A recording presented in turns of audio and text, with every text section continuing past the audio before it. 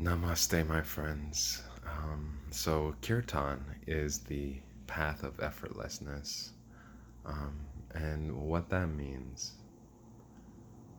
is that as you develop in the practice, it becomes effortless to do the right thing.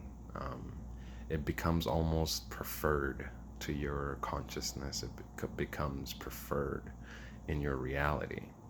Now, that may sound a little complicated, but this is one of the beauties of kirtan, is that you will get to feel the authenticity, you will get to feel the goodness radiating from kirtan.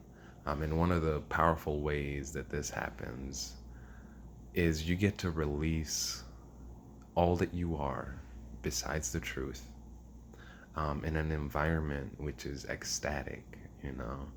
Um, the difference between kirtan and, say, vippasana, a meditation that's practiced that was taught by the Buddha as the meditation to end all suffering. The difference is that in vipassana, it's very awareness based, and your awareness and your attention are so sharp. They're so sharp that you are only focused on the clarity of experiencing the truth. And it's like you turn yourself, your awareness and your concentration and your awareness into like the tiniest balls, able to perceive the tiniest little details in your existence. Um, and so it's very different. It is still also on that path. It becomes effortless, where after you go in, which is the hard part. Definitely vipassana is much harder than kirtan. Um, to like get to that place where it's effortless, where it's just like automatically happens and you release control. And that happens at a very much later stage, like very advanced stage. With kirtan, though, the what how it's different from vipassana is that instead of turning into the most minuscule awareness that can like sense like a single hair somewhere over here, is that you're fully embodying your whole existence, right? That it's like almost on the reverse. It's actually like the complete reverse, where you're not like zooming in on the tiniest thing, you're like zooming out to encapsulate your whole your whole existence. And so what happens when you are in this state, in this expanded consciousness, where you are really rooted, or rather like connected to the outer edges of your reality, is that you can purely know from your whole being whether you are with something, with the truth, with the singing and the listening, with your whole being, or if you are distracted, you know. And it's definitely different because the distractions are very different. Whereas in vipassana, you're like very minuscule, and so you'll feel the distractions as like an outside force trying to zoom you out, trying to like make you come away from that super focused, highly intense concentration. And it's from an outside force trying to pull you out. Whereas in kirtan, since you are encapsulating your whole being, you can see it like inside yourself. You know, it's like trying to pull you inwards, like away from the truth of the sound, of the singing and the listening, and more like towards a different arena. Not even different arena, but it's like it's much easier to like just zoom out and see, like here is the sound, here's where my I perceive sound and I'm listening, and here is where I'm singing, I'm producing sound. These are the two truths that I am being with. And then when the distraction comes, it's like it's trying to pull you a little bit, and it's much easier to have like that bird's eye view and come out of it. And so these practices really do complement one another very well. You know, it's one of them, like the kirtan one, it's a much more personal, internal practice where you are connecting to your emotions, connecting to yourself, and ultimately connecting with the truth of the universe, and really releasing it in a very personal way.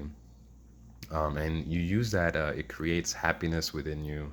It allows you to freely express everything that you are and everything that you want to be. Whereas in Vipassana, in mental concentration, it is a cultivation of the mind's ability to be used by you, or for you to become one with the mind. Um, and it's very much, it has a lot of internal benefits, and it releases emotions itself, but it doesn't give you that emotional fulfillment, should we say. It takes away all the bad things, like all the bad emotional traumas you have, it takes those away. Just like kirtan, but kirtan fills the insides with good ones. It takes away the bad ones and builds the good ones. And Vipassana does this a little bit because it does have like a metta, a loving kindness meditation at the end of Vipassana, which is actually the whole point of Vipassana, is to like clear your mind and your awareness so much so that you can cultivate loving kindness and loving awareness.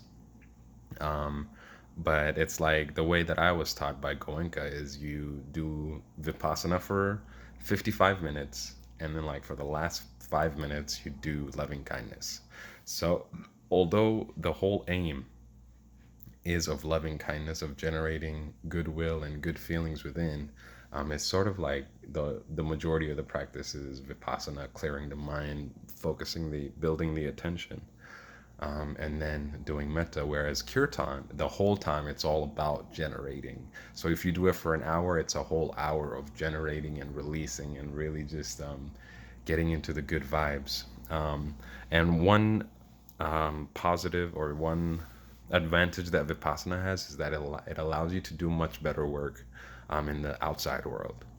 And so, with a sharp mind, imagine having a sharper mind, having a calmer mind, you'll be able to deal with life in a much better way. And you won't be bringing in bullshit. Like the healing that Vipassana and Kirtan do, it is because when you experience some things, that when it went in painfully, you took it the wrong way, you made some calculations or assumptions on it that made it negative, and it like came into you negative, and now it's coming out, releasing. So Vipassana allows you to keep what comes in from turning negative by making you a person that does not react and create negativity to lived experiences. And also to use your mind, it's very powerful. Um, so Vipassana really helps you do work with your mind, and it defends you from bullshit, from consuming bullshit. Like experiences happen, but it teaches you how to not let it um, create subconscious pain and like traumas that you bury deep down. And then kirtan allows you to cultivate the good feelings within, and to be a loving, kind, amazing person that's full of energy and emotionally mature and healed. So they're very two different practices, and they are very beneficial side by side. Namaste.